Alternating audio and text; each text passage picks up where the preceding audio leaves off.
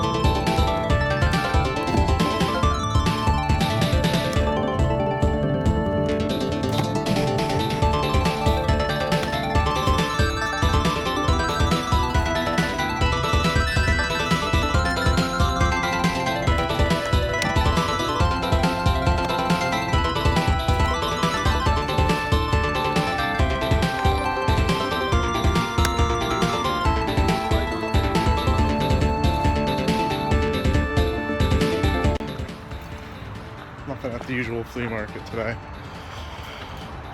Gonna hit up Game Exchange in a little bit.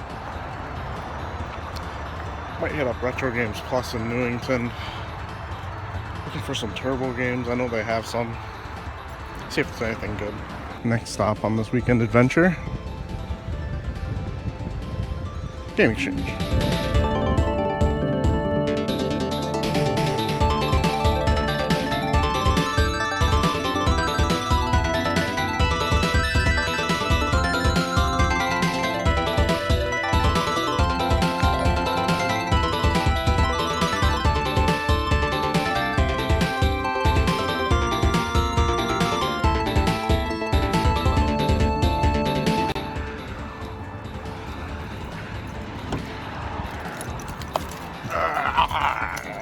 Nothing in there for me today.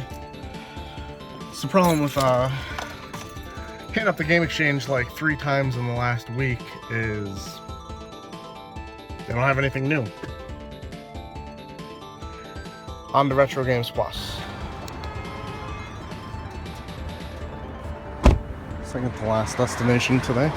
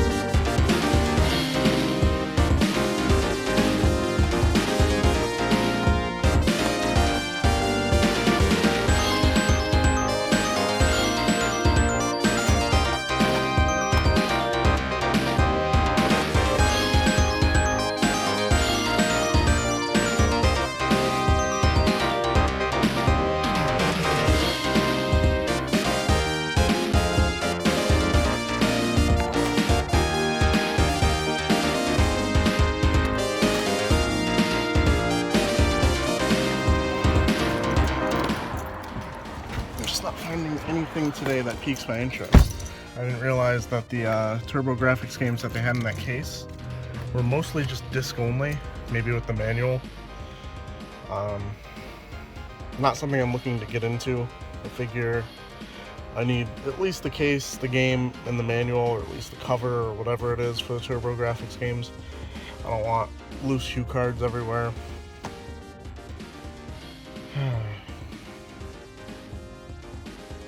Onto the grid.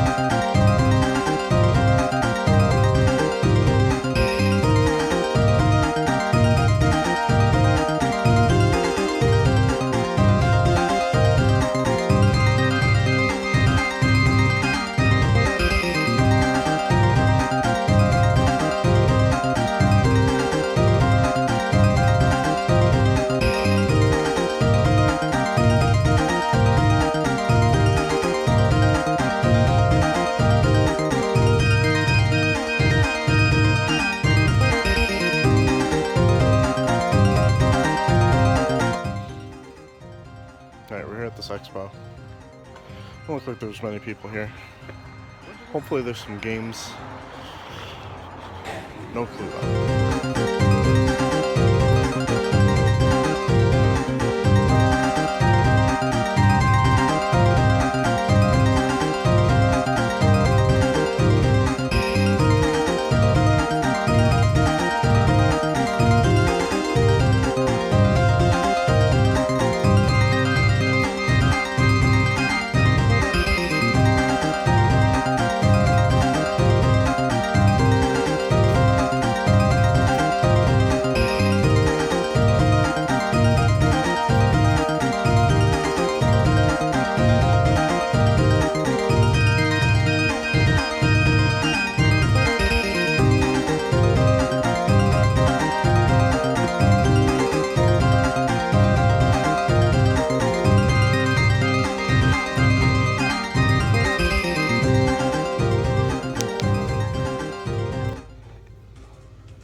Holy shit.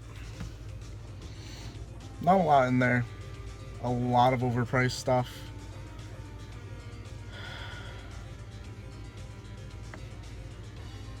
And it was very Torrington-y in there.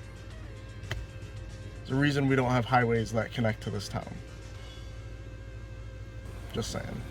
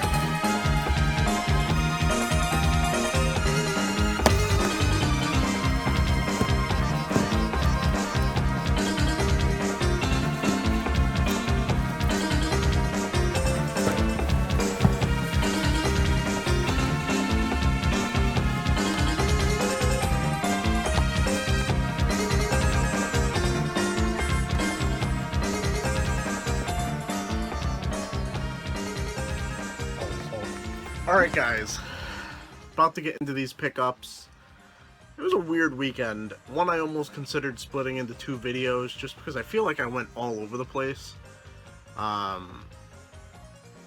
Didn't find a lot because it took us a while before we actually got to our first pickup, which was at the Grid Games. Everywhere else on Saturday was a fucking strikeout. So at the Grid, if you're in Connecticut, you should definitely check it out. I actually picked up $2 games. Two $1 games, better way to say it. Two NES games I don't have. Othello and Lunar Pool. I do think Danny might be sending me Othello, but for $1, I would have picked it up anyway. That's a really good price for any NES game. They have a bin of cheap cartridge games like Super Nintendo, mostly sports titles, but could fill in some gaps in your NES collection there, or get some replacement backs for Super Nintendo cartridges if you need them, if there's sticker damage, whatever. Anyway, the real meat of what I picked up at the grid, and I didn't really film that much in there because Carl wasn't there today. Picked up a PlayStation 2 game, which I don't know if this is on any other system I'd want to collect it for, so I picked it up. TMNT. This is based off of the movie that they came out with, what was it, 2007? A lot of people like that movie. I thought it was kind of but the game always looked pretty cool. Wanted to pick it up, and I decided to fill in some gaps in my PlayStation 1 collection. I picked up Crash Team Racing. I actually don't believe I've ever owned this. I remember renting it way back in the day. Another game I rented way back in the day, Ape Escape. This is a PlayStation 1 classic. Pretty much was the first game to really fully utilize the DualShock. And the last game, and this is going to be a really weird one for you guys, my favorite Street Fighter game of all time. Street Fighter EX plus A, or EX plus Alpha, I guess. Absolutely love this game. It kind of was a blend of Street Fighter meeting Tekken before Street Fighter met Tekken. And I loved 3D battling in Tekken, and I can't get into Street Fighter games anymore, but I absolutely love this one. So that was it for Saturday. Ended up going to what I would consider kind of a bust of an expo. It was in a really poor location just because Torrington, if you don't know anything about Connecticut, Torrington is very difficult to get to. You have to travel for so long to go so short a distance to get there, just because they don't have any real highways that connect to anywhere important, at least. Picked up 2 games just because I didn't want to leave empty-handed, and the first one, I really don't know if the seller said the game was in there or said the game wasn't in there. I didn't really understand what they said, but fortunately for me, I already have this game. I just was looking to upgrade to a complete copy of Super Mario Land 2 6 golden coins. Box is in decent shape, gotta get a protector on it still. Has the manual. It felt kind of light, and I remember I started opening it up, and I can't remember, he mumbled something at me about the game. I don't know if he said the game's in there or the game isn't in there. But regardless, $15 for the box and manual. Not too bad, not feeling ripped off at least. Another seller, a lot of people had some overpriced stuff there that I just didn't even want to mess with. And not a lot of stuff there that I was desperate to try and get my hands on either. But like I said, didn't want to leave empty-handed.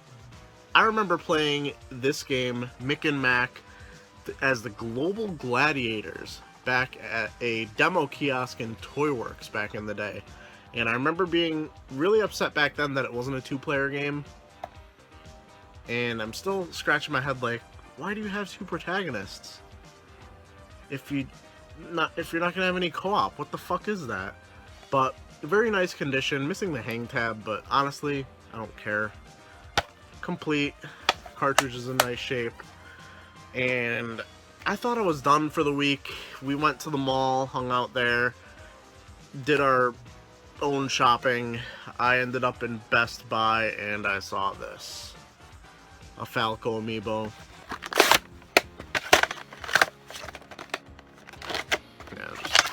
Rip him out there real quick for you. He's free. Fly, Falco, fly. Or you're not that kind of bird. Anyway, really cool amiibo. They kind of stepped their game up. One thing that, when it comes to amiibos now, whether I'm getting them or I'm not getting them, I'm frustrating myself. And let me explain. Most of my amiibos have been purchased at Toys R Us. They're more expensive at Toys R Us, but they have the largest supply. I didn't realize that Gamers Club Unlocked worked on amiibos. So for Falco here, I paid like $11. That's incredibly frustrating. Like, if I wasn't already a little bit annoyed with how much I've sunk into this amiibo collecting, that's a dagger. That's a fucking dagger. On a brighter note, that's not the end of the pickups. We ended up going to Target to do some shopping, some grocery shopping, oddly enough. And I happened across their game section, and this Target in particular had some pretty decent games in their clearance bin, which is surprising because their clearance bin is a little bit iffy. Like, every once in a while, like, there's some really good deals, and then there's some deals like, just like, why the fuck don't you just give this away? You're still asking $20 for a sports game from like 2 years ago. Just fucking give it away. Anything. But we ended up picking up 3 PlayStation 3 games. The first of which was Alicia's pick. She liked the first Darkness game, I guess she's played that in the past. I don't know much about it. I remember reading the comic book, but for $5 we got the Darkness 2 limited edition. I've seen a little bit of gameplay on this. Looks incredibly violent.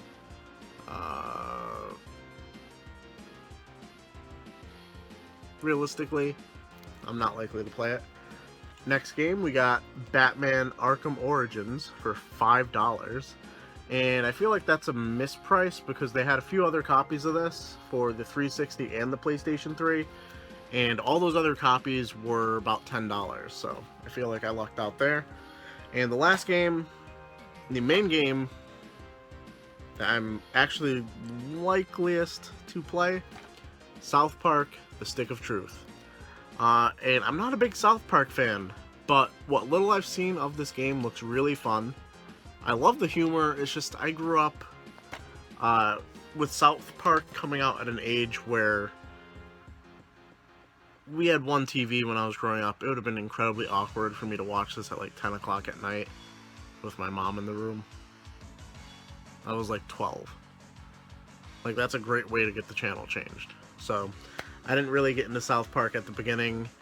I've seen a few episodes. It's hilarious. It's just not something that I seek out or put on my schedule. But I did watch a little bit of the gameplay for that, and it looks amazing. So I look forward to playing it sometime when maybe I'm unemployed or something. That's all I have for you this week. One thing I wanted to mention, at the time of this filming, I'm about 6 subscribers away from 900. So if you're new, please hit that subscribe button for me if you'd like to see some more content. Put out videos, 3 times a week now? Wednesdays, Saturdays, and Sundays. You get a vlog, you get a weekend or eBay adventure, and you get a maybe thrifting in Connecticut, maybe some Craigslist deals, maybe, who knows? Who knows? I'm thinking about starting some reviews up in the future, which is a weird way to say that, but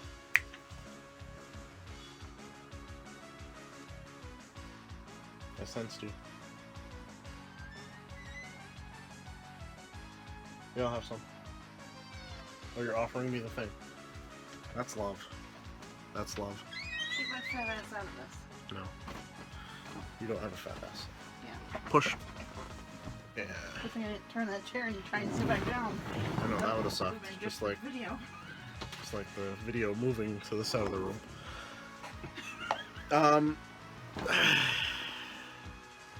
Fuck it, I'm leaving that in. Keep it real, internet. Eat ice cream. E to the U to the E, man.